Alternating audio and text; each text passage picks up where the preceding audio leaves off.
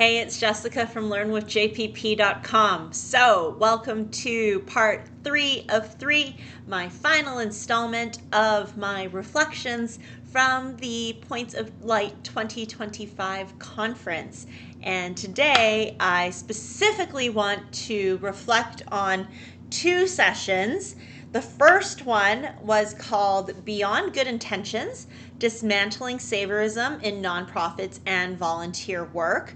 And this was presented by Joshua Rogers, who is the principal consultant of the Culture Liberation Lab, and he works for Habitat for Humanity International. So in this session, talked about Saviorism, what it is, how we can move beyond this narrative that has been so pervasive in our sector and our work for generations, and specifically how Saviorism impacts Black and Brown people. And I'm reflecting on these 2 sessions. One was presented by Josh, and the other one is called Beyond the Sorry. And this was presented by Breauna Dorelus, who I admire so much. The full title is Beyond the Sorry, the Work of Repairing Trust When Harm Has Happened Within Community. Yes, I'm going to reflect on what I learned. But what's really important that everybody watching should know is this work that was presented by 2 Black practitioners in our field. And if you really want to learn this work, you can't just learn it by watching my reflection video.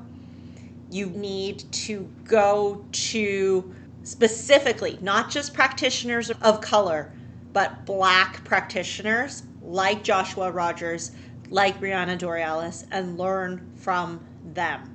So my reflections on Josh's presentation started with, look, this is our traditional narrative of Saviorism.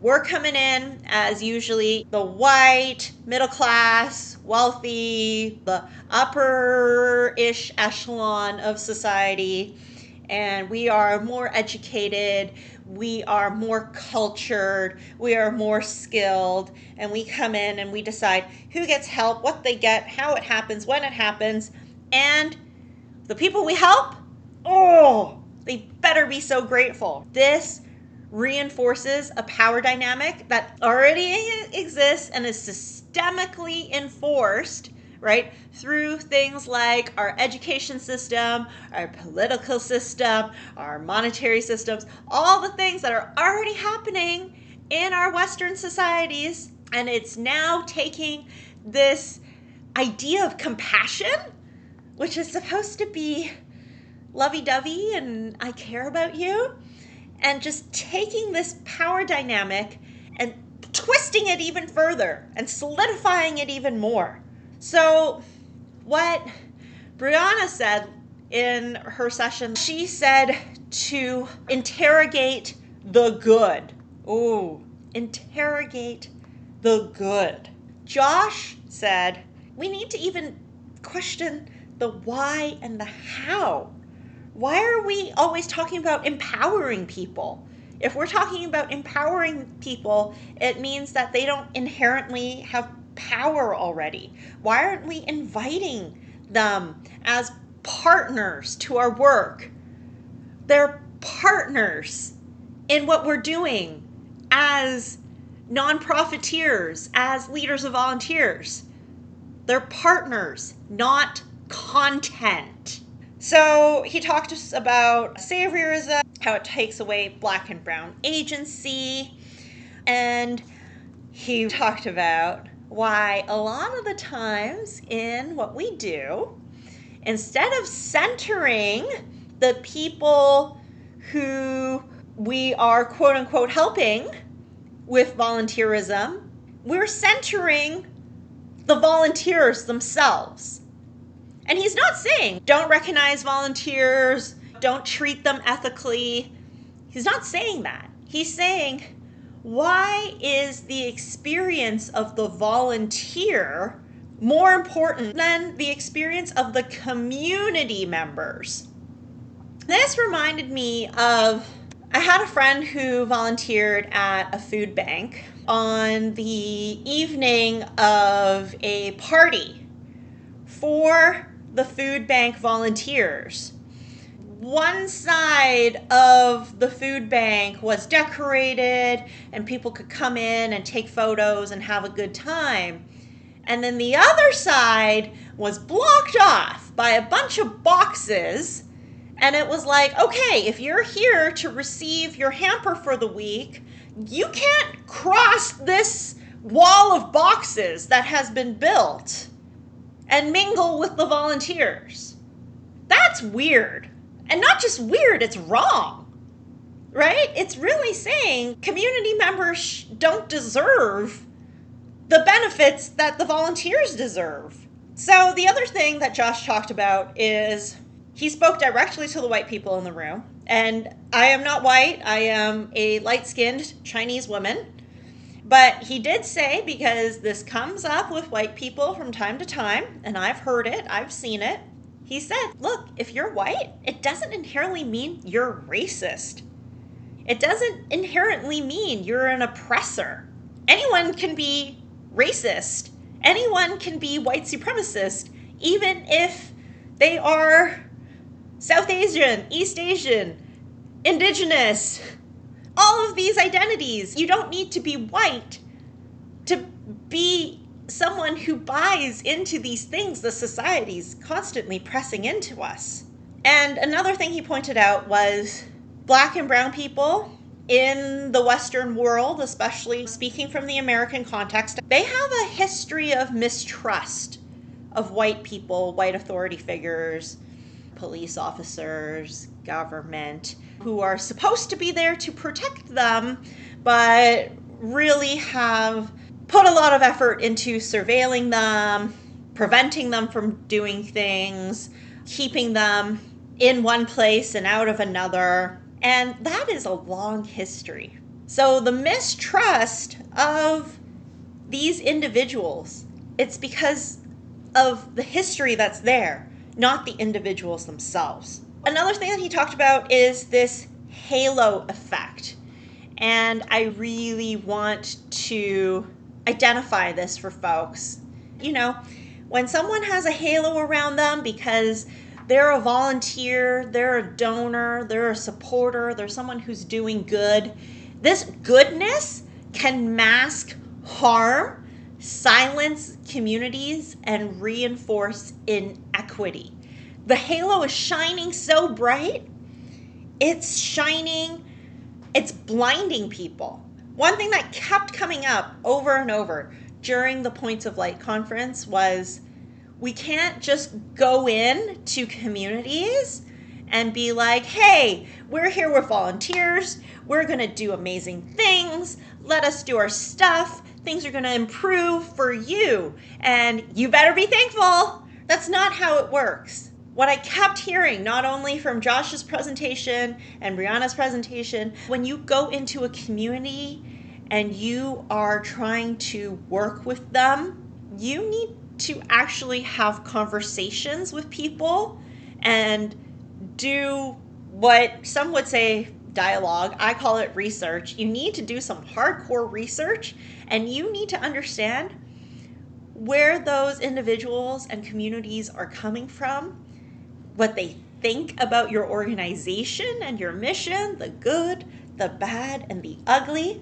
And you have to look at the leaders that already exist within those communities and not assume that you coming in as a volunteer manager or a program director or a nonprofit CEO inherently makes you a leader, inherently makes you the hero. Decenter your own power. Put your righteous ego away. Okay, so now I want to talk about Breaunna's work. And my goodness, I have loved Breaunna's work since the moment I read her pieces online and heard her speak in community. And she has this idea of co-dreaming. I told her to trademark that because really it is her idea. And the way she looks at it is nonprofits and volunteers aren't there necessarily to provide communities with a service. They're there to understand the dreams of the individuals in that community and that whole community as a whole. Understand those dreams and dream with them. Co-dream. I probably am not catching all the nuances of what she means by co-dreaming, which is why you need to hear her speak about this directly. So she talks about how we have this idea of traditional, formal volunteering. Interrogate this goodness and look at things from a human perspective. Harm has happened from the nonprofit sector, from leaders of volunteers, from volunteers themselves, towards the communities that they were there to support. Harm has happened.